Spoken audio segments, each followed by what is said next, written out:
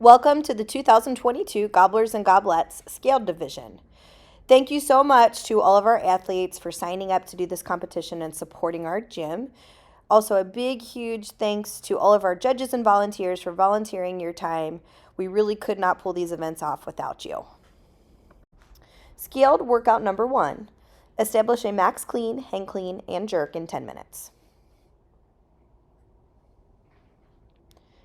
For the movement standards, the first clean must be from the floor. It may be a power, split, or squat clean. You must remain holding the barbell when transitioning into the hang clean and jerk. You cannot drop the barbell in between any of the movements. The hang clean must start somewhere between the top of the knee and your hips. It also may be a power, split, or squat clean. The jerk may be a shoulder to overhead movement, meaning that it can be a strict press, a push jerk, or a split jerk. We're going to have her show us one variation of the complex right now. So she did a power clean, followed by a hang power clean, followed by a split jerk, as so. Good.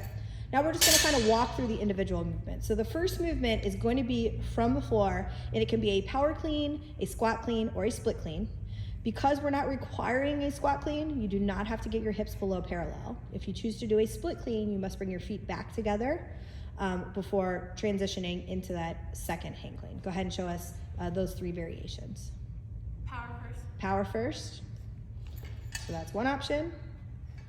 She can do a squat clean, but it's not required to get below parallel.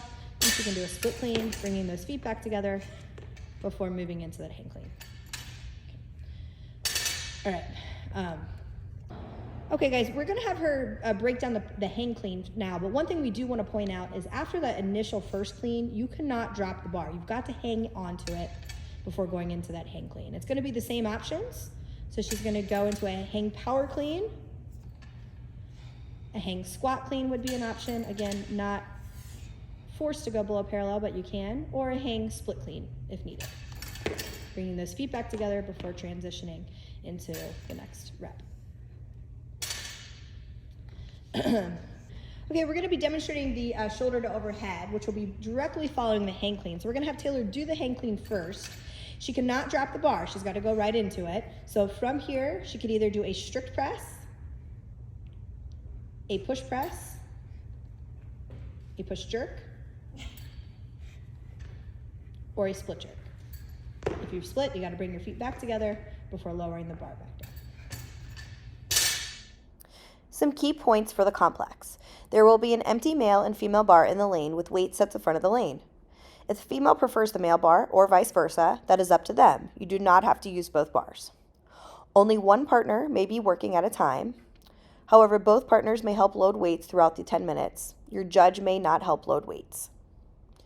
You may switch back and forth between male and female partners throughout the entire 10 minutes.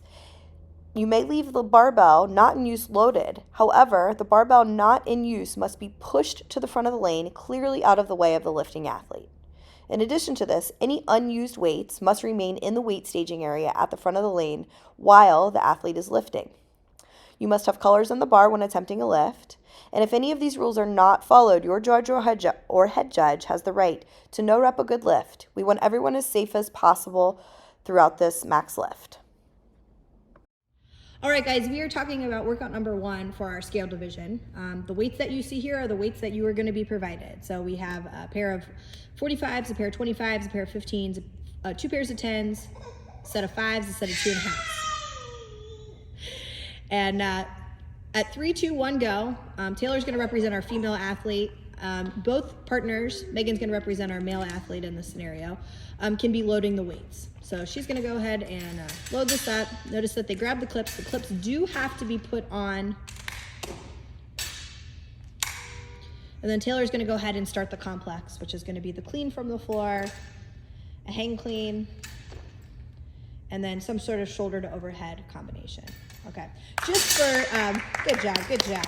Just for, we'll say that she continues to lift, they continue to add weights to that, and then she hits her max.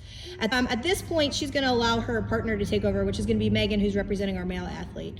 She's gonna go ahead and transition that bar forward in case she wants to lift it again. However, you do have the option to take off the weights.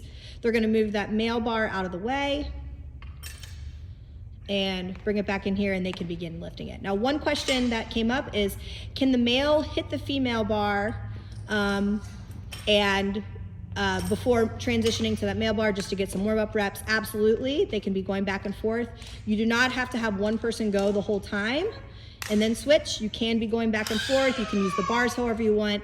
The only main thing that we're doing here is that the bar in front of you, if there is a bar loaded still, it has to be in front of the other bar, as Megan's pointing to. It cannot be behind. And if you have any loose weights, they have to stay in front of the barbell that's being lifted as well. You can never have any weights beside you. All right, Megan's gonna go ahead and make her first attempt, which again would be representing the male. Good, good job, good job. And then she'll continue to hit theirs. If at any point Taylor wanted to go back in and try and hit a lift, that would be up to them. The main thing that we ask is that the barbell not in use remains in front, and any weights not in use remain in front as well. So they could lift it over, they could, however they want to do it, that's totally up to them. Thanks, guys. Scaled workout number 2 with a time cap of 20 minutes. With one person working at a time, breaking up the reps however they choose. It starts with a cash-in of 30 knees above waist, followed by a 60-calorie row. Then, the athletes will complete 3 rounds of 14 snatches, 18 overhead squats, and 100 single unders. After the 3rd round is completed, they will finish with a cash-out of a 60-calorie row, followed by 20 pull-ups.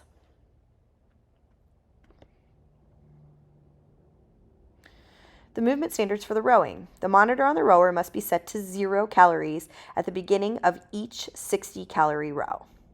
Your partner may be waiting at the barbell to begin the snatch once the first row is complete. Some key points for the pull-ups and knees above waist. Wrapping tape around the pull-up bar or wearing hand protection is permitted. We will allow taping the bar and wearing hand protection at the same time, which is different than the traditional open standard. If you choose to tape the bar, you must provide your own tape. And if you rip and bleed on the bar, you must remove the tape before the next heat begins. You will have designated lanes that are near the pull-up rig. It will be first come, first served to use any pull-up bar near your lane. For shorter athletes, your partner may lift you to the bar, or you may use a J-hook to get yourself up there. We will not allow boxes for safety purposes.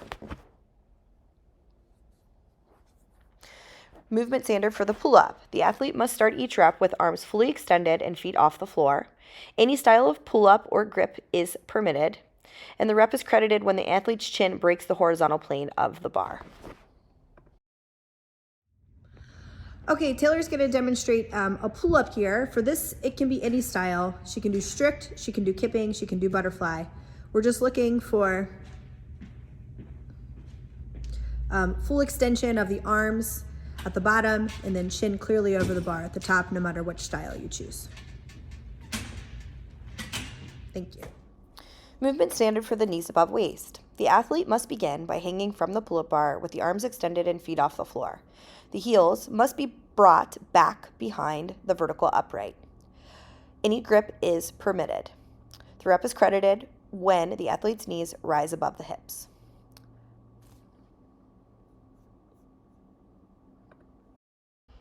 Here's a demonstration of some good knees above waist reps, where the feet go behind the vertical uprights beside her and lifting the knees up above the hips. Here's a couple no reps where the heels stay in front of the uprights. That's going to be considered a no rep. The movement standards for the snatch. The barbell begins on the ground and must be lifted overhead in one motion. A power, squat, or split snatch are all permitted, but in each instance, the athlete's feet must be brought back together in line. This is not a ground to overhead in any way, so a clean and jerk is a no rep. The rep is credited when the barbell is at full lockout overhead with the hips, knees, and arms fully extended, and the bar directly over or slightly behind the middle of the body with the feet in line.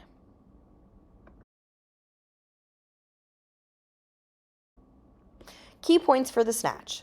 The athlete who is completing the 14th rep may choose to hang onto the barbell and go directly into the overhead squats. Note, if the athlete squat snatched the 14th rep, this does not count as the first overhead squat. It only counts as the 14th snatch. However, if they squat snatch any overhead squat reps following the 14th snatch, those will count as overhead squats as long as all overhead squat standards are met. Here's an example of a power snatch, a squat snatch, not required to get below parallel, and then also a split snatch where you bring your feet back together in line before lowering the barbell. Movement standards for the overhead squats. The hip crease must go below the top part of the knee at the bottom. A full squat snatch is permitted but not required to start the movement if standard depth is achieved. The barbell must come to full lockout overhead with the hips, knees, and arms fully extended and the bar directly over the middle of the body or slightly behind. If the 14th snatch is a squat snatch, this does not count as the first overhead squat. However, the athlete may keep the barbell overhead after the 14th snatch and transition into their first overhead squat. Okay, here for the overhead squat, hip crease goes below the top of the knee. Hips, knees are fully extended with the arms locked out overhead. Here's an example of where you squat snatch it and go directly into that first overhead squat.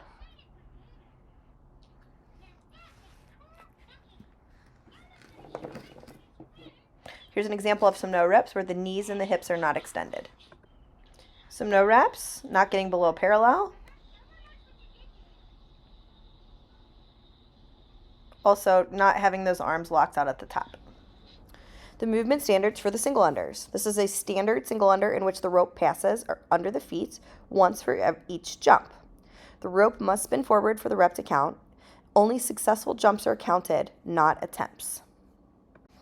And some key points for the single unders is that the athlete must bring their own jump rope. If transitioning between athletes during the single unders, the waiting athlete may have their jump rope in hand.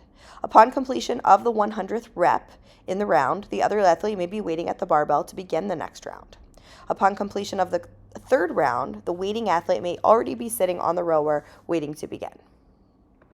One time around for every one jump. Okay, I'm going to go ahead and tip my camera forward and focus just on the feet. 1, 2, 3, 4, 5, 6, 7. Scaled workout number 3 with a time cap of 15 minutes.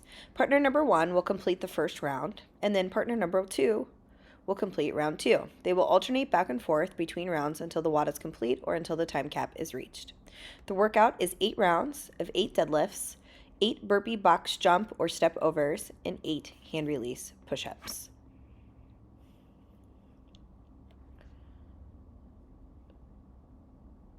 For the movement standards on the deadlift, the barbell starts on the ground. The athlete's hands must be outside the knees. Sumo deadlifts are not allowed. The rep is credited when the athlete's hips and knees reach full extension and the athlete's head and shoulders are behind the bar. Bending the arms to deliberately bounce the deadlift is not permitted. Your shins. You can use whatever grip you want, whether it's overhand or a mixed grip. And then she's going to lift it so that her hips and knees are fully extended with her shoulders clearly behind the bar at the top. And she can touch the ground, but she cannot bounce it. So she cannot deliberately bounce it. So she can't bend her arms. There, that's a bouncing. But show them one where they actually go fast, where it kind of just, so that's allowed. You're just not allowed to deliberately bounce it. The movement standards for the burpee box jump or step overs. The burpee box jump starts with the athlete facing the box while touching their chest and thighs to the ground and finishes with the athlete jumping or stepping over the box. In the bottom position, the athlete must be perpendicular to the box. The athlete may step or jump in and out of the push-up position. After jumping or stepping on the box, the athlete may jump or step off to the other side. Alternatively, the athlete may jump completely over the box. If jumping over the box, the feet must pass over the box, not around it. There is no requirement to stand tall while on top of the box, so you do not have to extend those hips at the top of the box. Each rep is counted when the athlete lands on the ground on the opposite side of the box. From there, they may begin their next rep. Some key points for the burpee box jump or step overs is that after the 8th rep is completed in the round, the waiting partner may flip the box to the appropriate height so that it is ready for their upcoming round. Down and touch their chest and thighs to the ground, and then they're going to jump or step over the box. This one, she'll go ahead and show us one where she jumps. Good. Notice for each of those reps, she did not fully extend those hips, so that is not a requirement. The movement standard for the hand release push-ups. Start in the plank position. The elbows must be locked out with the feet no wider than shoulder width. A warming will be allowed for ease of judging purposes. The chest nipple line or above, must touch the floor. Then at the bottom, they must release their hands completely off of the floor. Press back to the plank position with arms locked. Okay, she's going to start in a plank position, go down to the floor. She'll release those hands clearly and then press out back to a locked arm position. She'll show us a few good more reps here. And then at some point she's going to show us how to worm or snake. These are also going to be allowed. And then she's going to show us a few bad reps. So for ones where she doesn't actually go down to the floor, so that's a no rep. And then for this one, she's not going to release her hands. Another no rep would be not locking those elbows out at the top. Okay, this is going to conclude our standard review. You will have approximately 20 minutes to get ready for the first heat. Heat 1 may go ahead and head to your lanes to start warming up, but for general purposes, the warm-up lanes will be at the back of the gym where the platforms are. If you choose to use any of the equipment in our Fit Camp room to warm up, that is fine. However, we do not allow chalk in the Fit Camp room under any circumstance. To see any live scoring results or your heat schedule today, go to scoring.newcovcrossfit.com and choose the Gobblers and Gobblettes competition. If you have any issues with scoring, whether it's a math or entry error, visit the front desk. However, if it's an actual judging issue, we will try and resolve the issue on the spot using either the head judge or the owner, Emily. Best of luck today, guys. Stay safe and crush it.